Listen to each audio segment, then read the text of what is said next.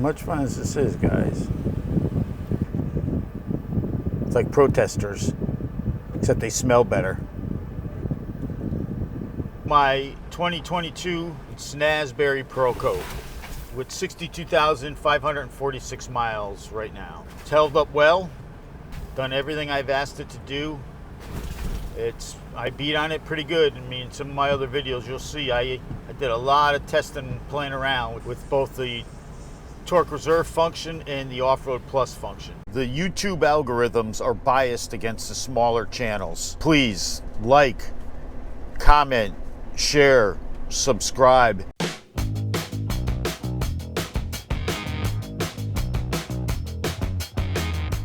Vehicle in 62,546 miles. I bought the vehicle, beautiful looking cool water right here when it's 94 degrees. That water is so crystal clear and cool looking. Just want to jump in it. But I digress. 62,546 miles on a non-XR running on 35s. I picked it up with 4 miles on it. I had the 35s put on at the dealership, so I've never driven it with 33s. It's damn quick with the 35s. I banged off a couple 4.5 second 0 to 60s, usually with tools or some kind of equipment in the back. It's quick. I mean, for a giant brick with 4 huge wheels, it'll haul.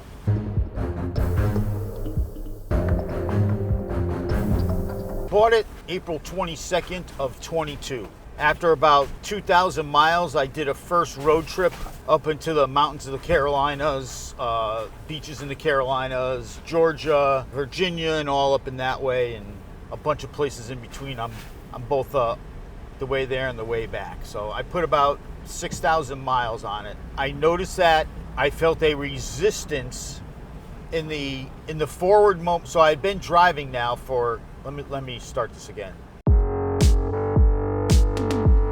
So on the way back from that trip, I had already done about 5,000 miles or so. I was a few hours away. You know, I'd gotten into Florida. In typical Florida style, it was monsooning out. I had noticed that when I was on some of the side roads, I'd stop to get something to drink. I noticed that it felt like there was a resistance. Like when I was just kind of sitting there and wanted to go, it almost felt like slightly braking, or something was holding me back. I don't know how to describe it other than a resistance, a very slight resistance, but a noticeable resistance after I had just driven so many miles, so many weeks in a row. You know, it was very obvious that something didn't feel right, but I was chalking it up to the fact that it was raining so hard that maybe the new wheels, new vehicle, I only got about 6,000 miles. Maybe I'm just not used. But then I noticed a couple hours later when I was almost home that it wasn't raining and I still was getting that sensation. Once I was moving, I didn't have a problem, but it felt strange from off idle. Before I left, I changed the oil, but I put fresh oil in it and I swapped out the rear and front differential covers for AEV. When I drained the front differential, it was really low on fluid. I swapped the covers, cleaned everything up, added fluids, went about my way, and went on my long distance trip. On the way back, I started getting that feeling of something holding it back from off idle or resistance, but I couldn't nail it down. I got home, I started looking around at stuff, and I never checked my transfer case fluid. I always changed my transfer case fluid fairly regularly. But I only had 6,000 miles. I really wasn't. So I said, I need to check my transfer case fluid. When I went and drained the transfer case fluid, the second that I opened it up, I could smell cooked fluid. Cooked tranny fluid has that really distinctive smell. And as soon as I opened that thing, I knew that something bad was going on. Flushed it a bunch of times. Took it for a couple 100-mile ride, came back, drained it, flushed it again. I did this a few times, and from that point forward, things have been better, and I haven't had that same type of problem. But when I was refilling it, I noticed that I was a good quart and a half, almost 2 quarts low on fluid in the transfer case. So I know it holds a little over 2.5 quarts, and I was a good quart and a half to almost 2 quarts low. So the fluid in there cooked. What was left of it came out smelling and looking cooked. But there's no way I cooked a quart of fluid out of it. They way underfilled this thing from the factory, and I'm convinced that that would have been a start of a big problem if I didn't catch on to it. I change my fluids regularly, especially if I'm in a lot of water and mud and stuff. And I haven't had the issue come back, and I'm at 62,547 right now. I've been advising anybody and everybody that has a Wrangler, be it a 392 or not, go and check your fluids. From the factory, check your fluids. Don't rely on them to do the oil change and do it. Yeah, you get a free oil change. I want to know from myself where my stuff is. That's why I do it. I know it gets done right. I know where it was when I started. I know where it should be. Check your fluids. That was my first real instance of anything out of the ordinary. That was probably about 7,000 or 8,000 miles by the time everything was said and done, and I was. Say, bud, got all those fish down there. Surprised you ain't eating any of them. People have been feeding you, aren't they? Tell by looking at you, expecting food, you're not running. People have been feeding this dude. Sorry, dude. What are those, leopards? Sunfish.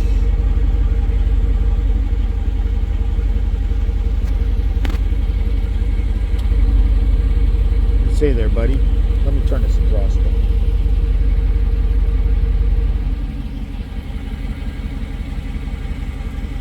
What do you say, pal? Enjoying the rest of this sunny day? Alright, man.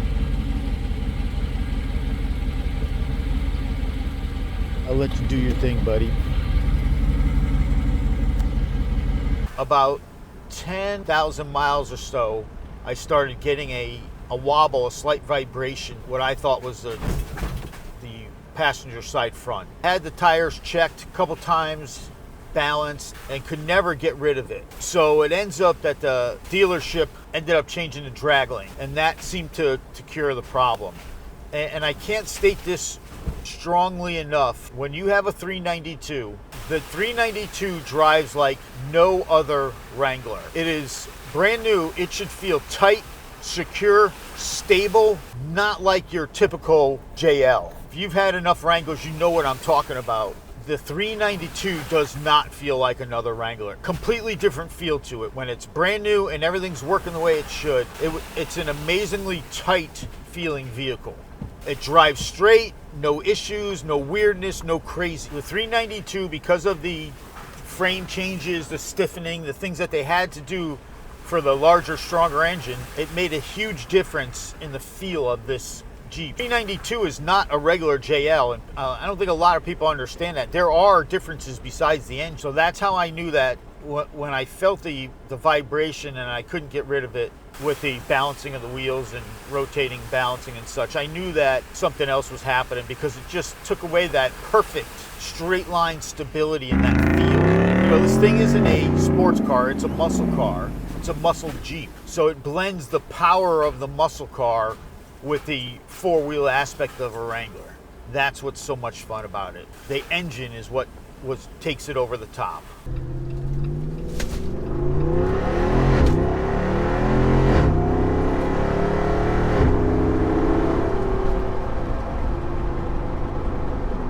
Then about 20,000 miles, I started having I noticed it more when I was cornering, especially in the dirt, but I was starting to get a little bit of a vibration. I had my wheels balanced and checked again. Everything was good. At that time, right back then, the hurricane had come through. There was a lot of debris in the roads, and I work at a lot of the hospitals were in areas where there were debris and nails everywhere. So all four of my tires had been plugged due to all the debris. At about 25,000 miles, when I was starting to get this vibration, cornering, I didn't have time to bring it back to the dealer to have them start going through things. One weekend, I just started looking around and checking things and realized that my steering stabilizer was failed. Installed it, a Fox ATS 2.0, took away the issue, and not only that, the slow speed in the dirt turning was enhanced. It just felt more smooth, more progressive. I could feel it better. Definitely tightened it up so I could really feel more Considering the size of the tires, you know, you could actually feel the steering more. I wouldn't say it was like my Cayman or something like that, but it made a noticeable difference in the steering feel and the progressive action when I was turning. So yeah, it really helped. The way that I was sure the stock steering stabilizer was bad was I put the old one back on and immediately had the problem return. Swapped the Fox back on and it went away. You know, a steering stabilizer, you'll hear people, oh, you don't need one, you don't need one, you don't need one. And in some cases, I might agree with parts not being used or being needed when they're not on there. But a steering stabilizer, I've found over the years, the decades of Wranglers, that a stronger steering stabilizer just made things better. It always did. One of the things that I would do anyways, so when I checked it and found it bad myself, I wasn't going to put a stock one back on. I just slapped a good one on myself. So one of the biggest problems with Jeeps is this plastic in the sun. So I think there's a place called, I think it was Applied Distinction, something along those lines, that has body colored ones, but yeah, it's ridiculous. That's another reason why I would never get another Jeep without having the painted fenders, even though I know I'm going to tear them up in the woods.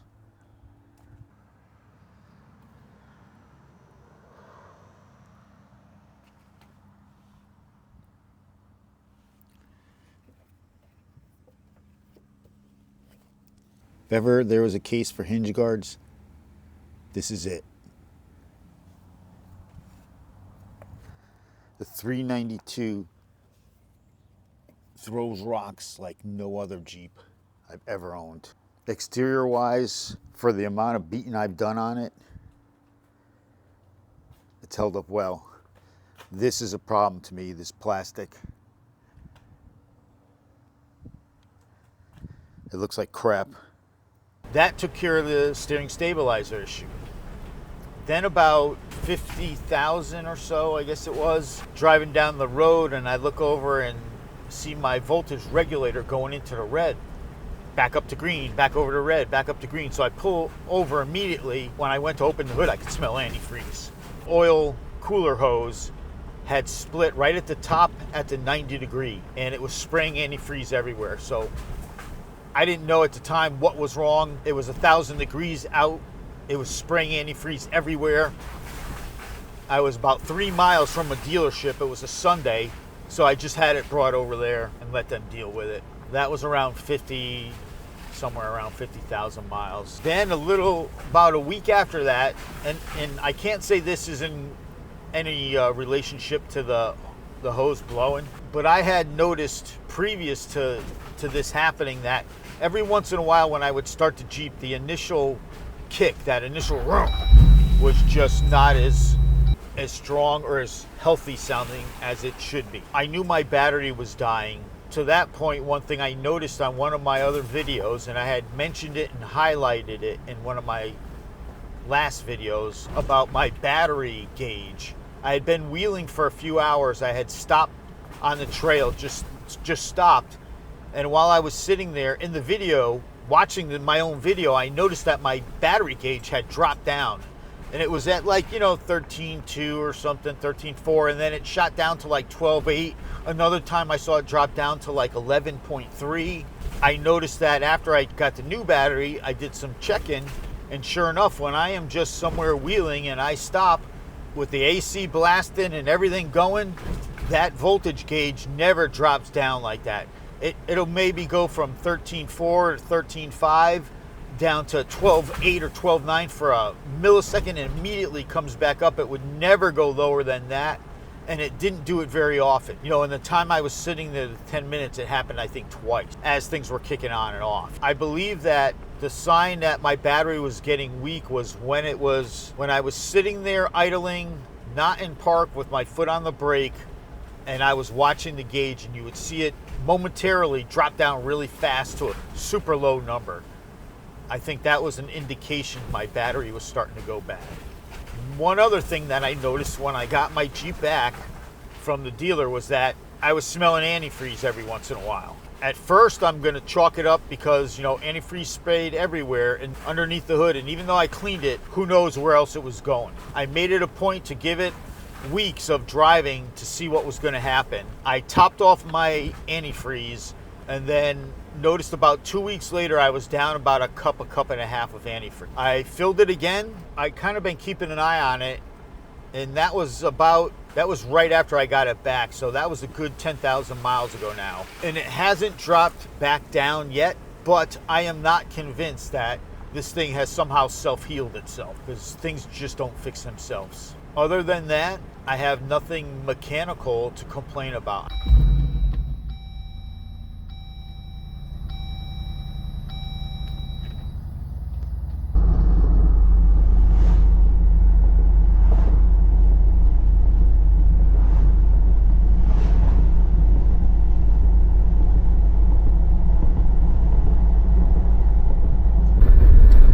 The camera should be rolling again. There used to be some pretty good deep mud holes up here on this road. I wonder if they've filled them in. We'll find out, won't we? No, they got them. You can tell it's already.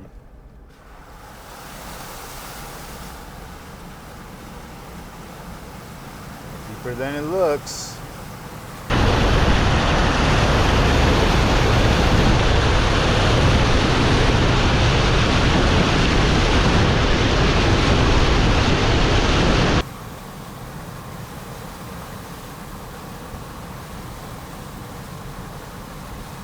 That was definitely deeper than it looked.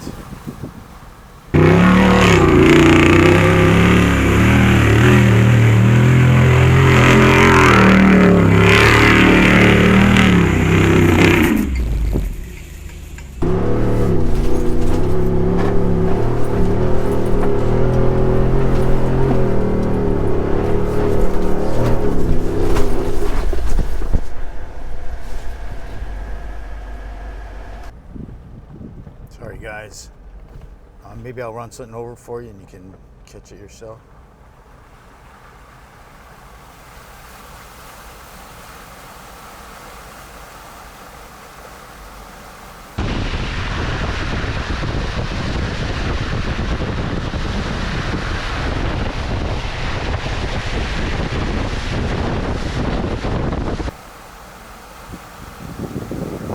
Feel it pushing your car, pushing your tires a little.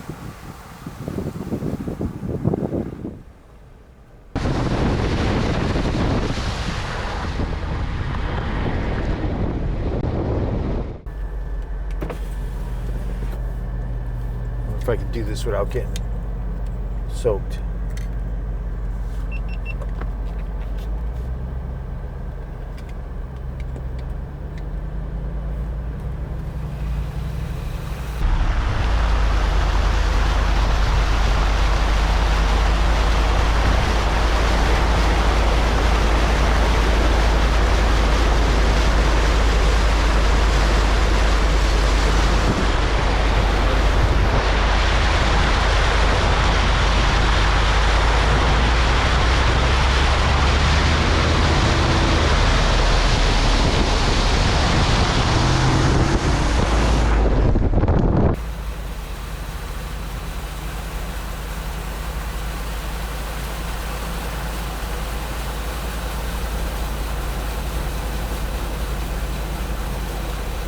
Slow and easy, makes no